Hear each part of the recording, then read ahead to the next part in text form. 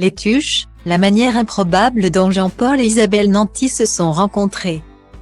En 2011, le premier volet des Tuches sortait dans les salles de cinéma, et faisait exploser le box-office. Alors que les Français découvraient avec bonheur les aventures de cette famille modeste, qui gagne la coquette somme de 100 millions d'euros au loto, fort du succès du premier film. 3 autres longs métrages ont gracié nos écrans, avec toujours Jeff et Cathy Tuche dans les rôles des parents. Alors que les fans n'attendent qu'une chose, qu'un 5e volet soit annoncé. Jean-Paul Rouff s'était montré transparent dans les colonnes du JDD.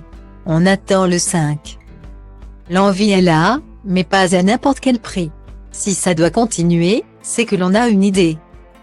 En fait, on en a bien une mais il faut qu'on s'assure qu'elle tienne la route. Dans ce cas seulement, on écrira le scénario, avait-il déclaré. Isabelle Nanty, qui a commencé à tourner dans les années 80, a récemment confié que sa fille unique, Tallulah, était elle aussi intéressée par le milieu du cinéma.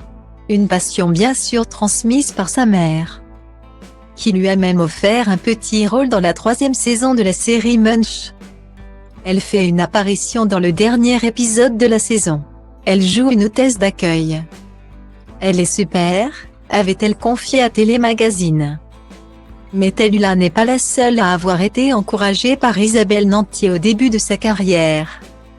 Avant de se donner la réplique dans Les Tuches, Isabelle Nanty et Jean-Paul Rouff s'étaient pour la première fois croisés dans une salle de cours.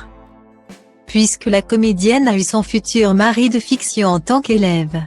Cela fait partie des joies et des bonnes surprises de ce métier. Quand j'ai été la prof de Jean-Paul, j'étais toute jeune, avait-elle expliqué. Isabelle Nanty s'était également épanchée sur l'élève qu'était Jean-Paul Rouff à l'époque. Il aimait le grand théâtre, le théâtre sérieux et artistique, il avait bon goût. Il jouait très bien, dès la première minute. Improbable mais vrai.